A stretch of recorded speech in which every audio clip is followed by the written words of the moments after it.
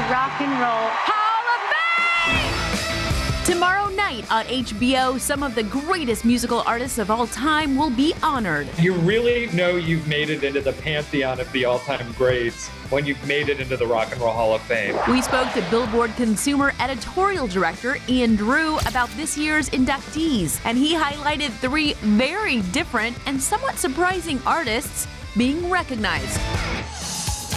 Starting with Whitney Houston. She is obviously one of the great vocalists of all time, one of the great singers of all time. Ian says despite her superstar status, Whitney was actually a pretty controversial pick, since she didn't write much of her music and is considered more pop and R&B. If you're judging kind of great artists and you put aside sort of these genre categories, it's undeniable that Whitney Houston does indeed deserve her place in the Rock and Roll Hall of Fame and has earned her moment.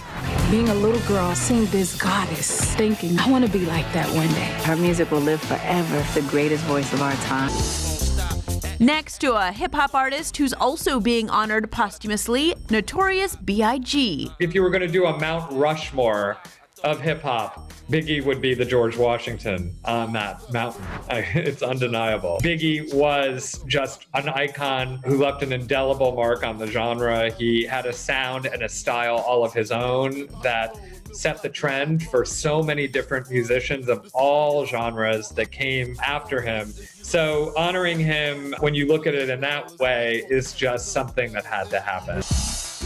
And the final new inductee to the Rock and Roll Hall of Fame on Ian's list is definitely the most hard rock of them all, 9 Inch Nails. They are the kings of industrial rock, or maybe king because Trent Reznor really is 9 Inch Nails. It's uncontested that they really forged new ground. They had a sound and an entire genre all to themselves. Rocking out with some of this year's Hall of Fame inductees on the Hot List.